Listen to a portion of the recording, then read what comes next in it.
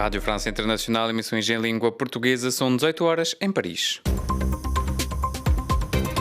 Marco Martins. A marcar a atualidade desta terça-feira, 30 de agosto, a oposição angolana reclama em bloco os resultados eleitorais que reconduzem com 51,17% dos votos o candidato do MPLA para mais um mandato de 5 anos. A Líbia voltou a ser palco nos últimos dias de confrontos violentos entre milícias de Trípoli, a capital. Mais de 30 pessoas morreram. Estes e outros títulos a desenvolver já seguindo o bloco informativo sob o comando técnico de Adrien Toureau. O jornal começa agora. RFI, as vozes do mundo.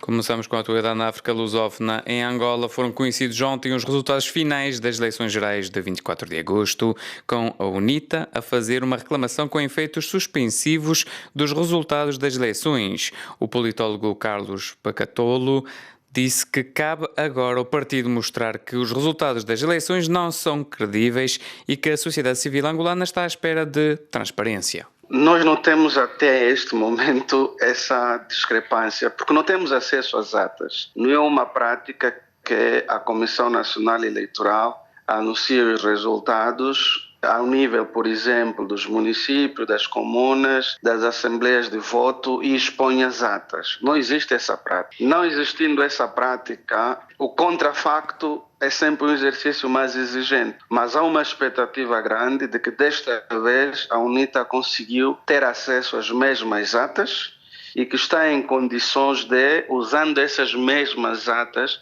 sínteses, apresentar um resultado decorrente da contabilização dos votos que estão expressos nessas atas sínteses. Se a UNITA conseguir fazer isto pela primeira vez e expor ao público, ao escrutínio também do público essas atas, pela primeira vez estaremos em condições de confrontar os dados anunciados pela CNE e aquilo que as atas dizem, avançando assim então para aquilo que se deseja bastante, que é a transparência nos resultados que se anunciam. A UNITA diz que quer avançar com uma reclamação com efeitos suspensivos. Este processo não se vai prolongar no tempo, segundo o politólogo Carlos Pacatolo, já que em meados de setembro deverá haver um novo governo e uma nova Assembleia. Não há condições para que se arraste, porque formalmente, depois do anúncio dos resultados definitivos, nós temos 15 dias para a tomada de posse. Um eventual recurso que entre hoje ou amanhã tem efeito, se recepcionado, e se julgado procedente, tem efeito suspensivo nos prazos. Mas não é ab aeternum, não é? Porque também a Comissão Nacional Eleitoral já nos habituou nesses períodos, trabalha 25 horas por dia, deixa-se dizer. Mesmo o próprio Tribunal Constitucional também está preparado para trabalhar 25 horas por dia. Então, até a próxima semana, me parece que todos os recursos que entrarem terão respostas definitivas e depois os prazos voltam a contar para que em meados de setembro, então, o governo e o parlamento tomem posse e o país siga ao seu rumo. Era o politólogo Carlos Pacatolo, entrevistado por Catarina Falcão.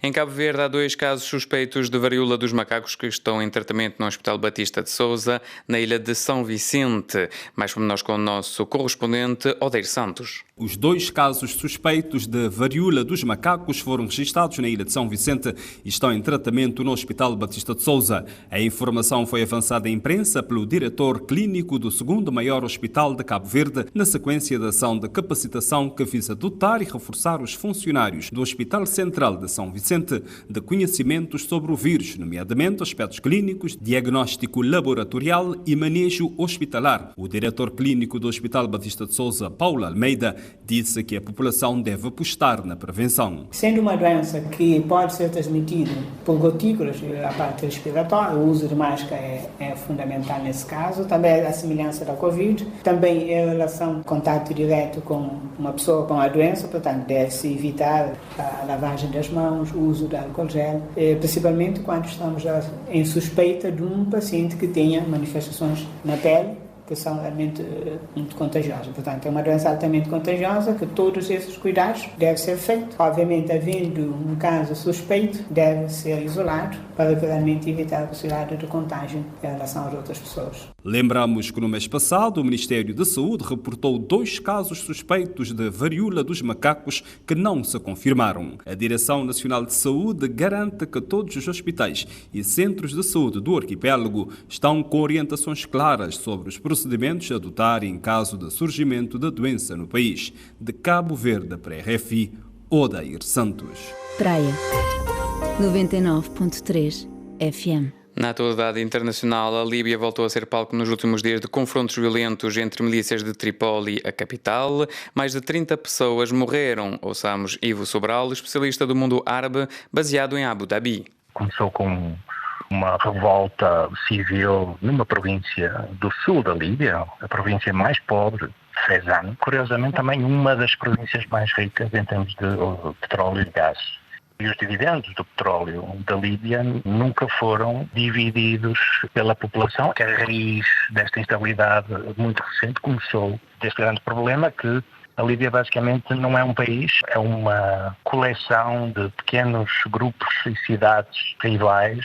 E esta província em particular, Fezzan no Sul, nem sequer tem infraestruturas normais, como coisas como hospital, energia elétrica, água corrente. Foi a faísca que iniciou este incêndio. Agora, o problema é um problema muito pior resolução e difícil resolução do que este simples evento que disputou esta instabilidade. Temos aqui o impasse tradicional da Líbia, que nos habituamos a ver nos últimos 10 anos, onde as milícias apoiadas por estas duas facções começaram, de facto, uma série de ações bastante violentas na Líbia, pessoas, várias dezenas de mortes e centenas de feridos. Ivo Sobral, especialista do mundo árabe, entrevistado por Miguel Martins. Em Bagdade, capital do Iraque, pelo menos 23 pessoas morreram na sequência de confrontos. O descontentamento acontece após o líder xiita Moqtada al-Sadr ter anunciado a sua retirada da vida política iraquiana. Stephanie Palma tem mais informação. A violência está de regresso à capital iraquiana após apoiantes de Moqtada al-Sadr terem invadido o Palácio Presidencial esta segunda-feira. Os confrontos entre os apoiantes do líder xiita, o exército e os homens de Ash al-Shabi, antigos paramilitares pró-iranianos integrados nas forças regulares, provocaram o caos em Bagdade. Pelo menos 23 apoiantes de Moqtada al-Sadr morreram e perto de 400 de pessoas ficaram feridas. Após os incidentes, o exército iraquiano declarou recolher obrigatório na capital. Esta terça-feira retomaram os combates entre estes 3 grupos. O secretário-geral das Nações Unidas, António Guterres, nas palavras do seu porta-voz, já pediu contenção e apelou a todas as partes para tomarem medidas imediatas para acalmar a situação. O Iraque vive um impasse político desde as legislativas de outubro do ano passado.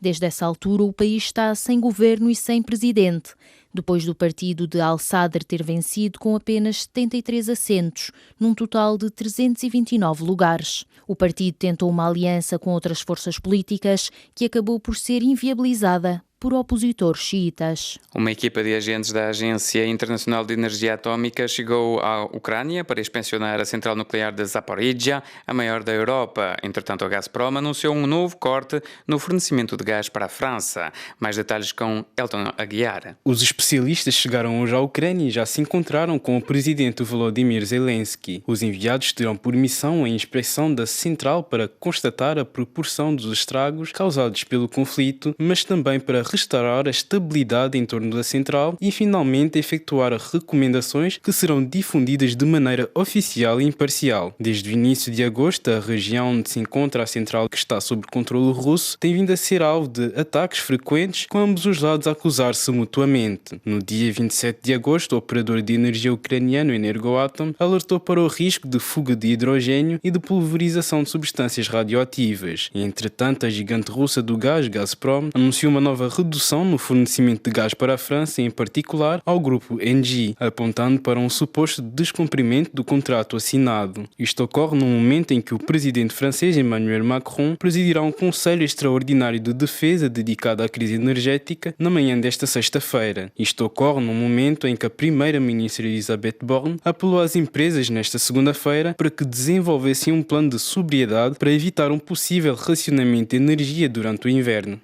Era a crónica de Elton Aguiar. Chegamos assim ao fim deste jornal.